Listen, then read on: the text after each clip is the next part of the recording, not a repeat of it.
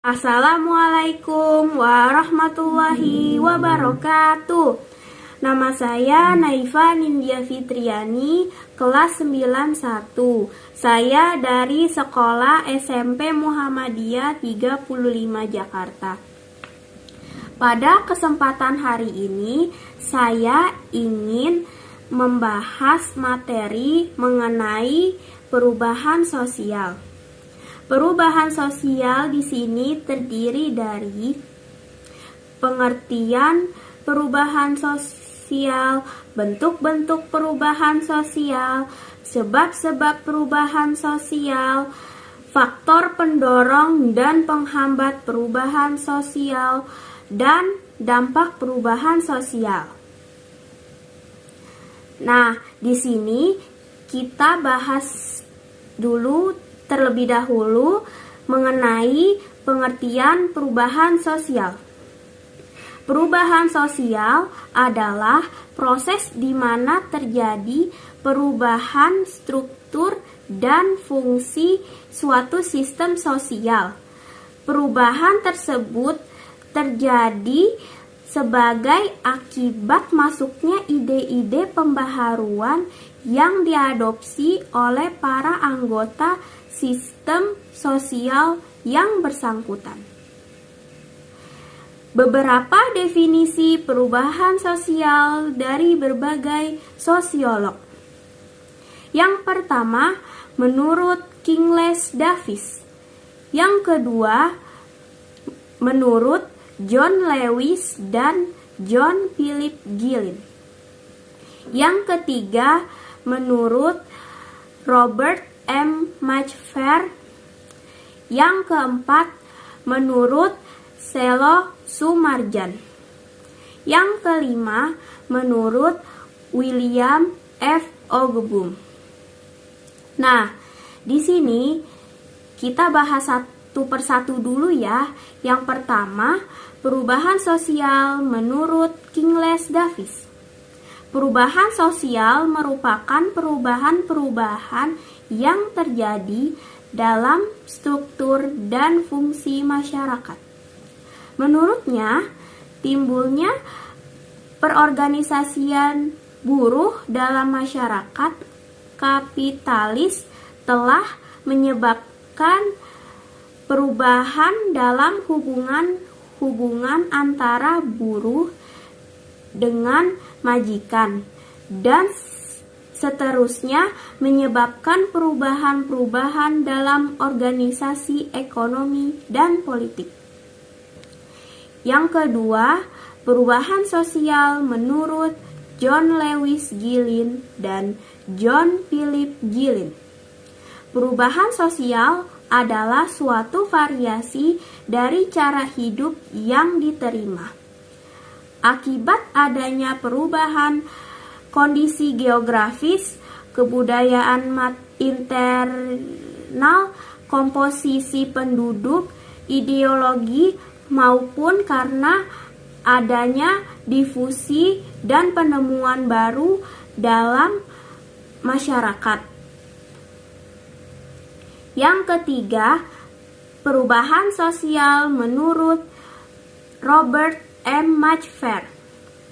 Perubahan-perubahan sosial sebagai perubahan-perubahan dalam hubungan sosial atau social relationship, atau sebagai perubahan terhadap keseimbangan hubungan sosial.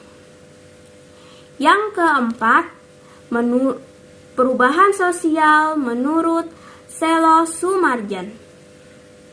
Perubahan sosial adalah perubahan pada lembaga-lembaga kemasyarakatan dalam suatu masyarakat yang mempengaruhi sistem sosialnya, termasuk di dalamnya nilai, sikap, dan pola perilaku di antara kelompok-kelompok dalam masyarakat.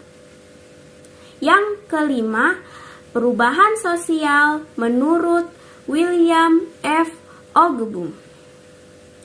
Perubahan sosial menekankan pada kondisi teknologis yang menyebabkan terjadinya perubahan pada aspek-aspek kehidupan sosial, seperti kemajuan ilmu pengetahuan dan teknologi yang sangat berpengaruh terhadap pola berpikir masyarakat.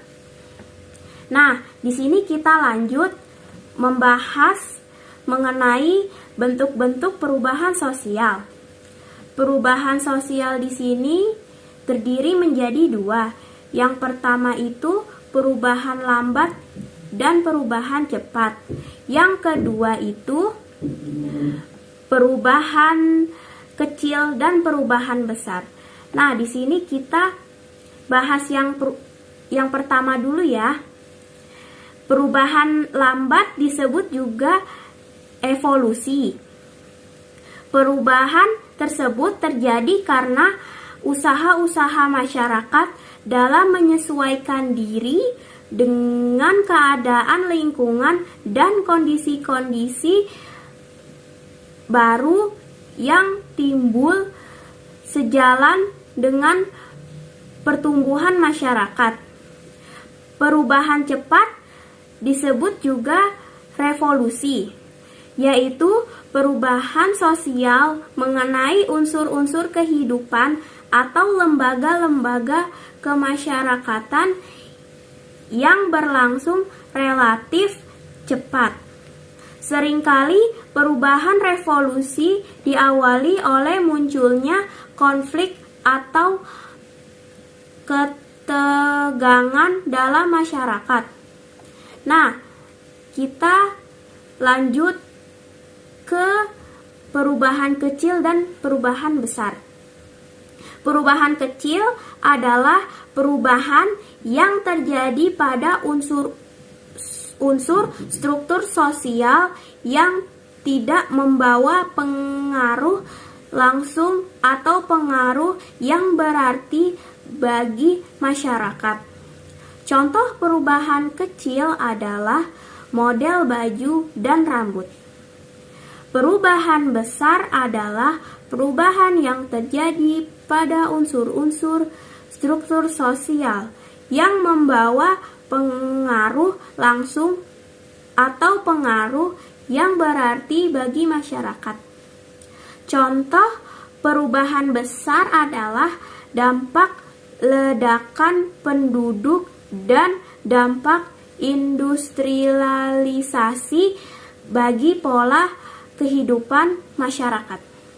Nah, kita lanjut mengenai sebab-sebab perubahan sosial. Sebab-sebab perubahan sosial di sini terbagi menjadi dua. Yang pertama yaitu sebab intern. Yang kedua yaitu sebab ekstern. Nah, sebab intern kita ulangi lagi. Sebab-sebab perubahan sosial terbagi menjadi dua, yaitu sebab intern dan sebab ekstern. Sebab intern yaitu yang pertama dinamika penduduk, yaitu penambahan dan penurunan jumlah penduduk. Yang kedua, adanya penemuan-penemuan baru yang berkembang di masyarakat. Yang ketiga, munculnya berbagai bentuk pertentangan atau konflik dalam masyarakat. Yang keempat, yaitu terjadinya pemberontakan atau revolusi. Sebab ekstern itu terdiri dari yang pertama, adanya peperangan. Yang kedua, adanya pengaruh kebudayaan masyarakat lain. Sekarang kita lanjut ke pembahasan faktor pendorong dan penghambat perubahan sosial. Faktor pendorong yaitu yang pertama, adanya kontrak dengan kebudayaan lain. Yang kedua, sistem pendidikan formal yang maju. Yang ketiga, sikap menghargai hasil karya orang lain. Yang keempat, toleransi terhadap perbuatan yang menyimpang. Yang kelima, sistem masyarakat yang terbuka. Yang keenam, heterogenitas penduduk. Yang ketujuh, orientasi ke masa depan. Yang kedelapan, ketidakpuasan masyarakat terhadap bidang-bidang tertentu. Faktor penghambatnya yaitu yang pertama, kurangnya hubungan dengan masyarakat lain. Yang kedua, terlambatnya perkembangan ilmu pengetahuan. Yang ketiga, sikap masyarakat yang masih sangat tradisional. Yang keempat, rasa takut terjadinya kegoyahan pada integritas kebudayaan. Yang kelima, adanya kepentingan-kepentingan yang telah tentram dengan kuat. Yang keenam, adanya sikap tertutup dan prasangka terhadap hal baru atau asing. Yang ketujuh, adat atau kebiasaan yang telah mengakar. Sekarang kita lanjut ke pembahasan selanjutnya, yaitu mengenai dampak perubahan sosial. Dampak perubahan sosial di sini terbagi menjadi dua. Yang pertama, dampak positif perubahan sosial. Yang kedua, dampak negatif perubahan sosial. Kita bahas dampak positif perubahan sosial terlebih dahulu.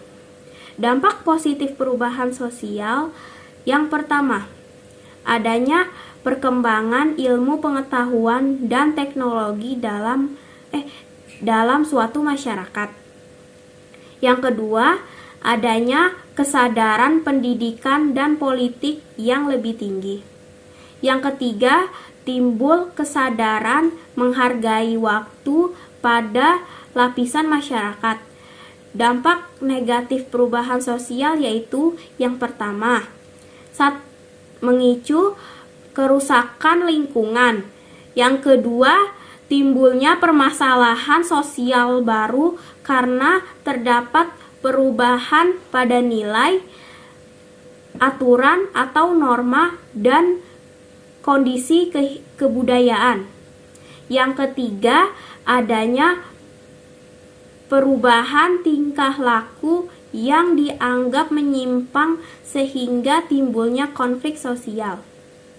Demikianlah pembahasan saya kali ini mengenai perubahan sosial.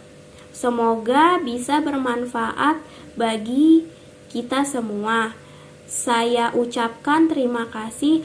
Wassalamualaikum warahmatullahi wabarakatuh.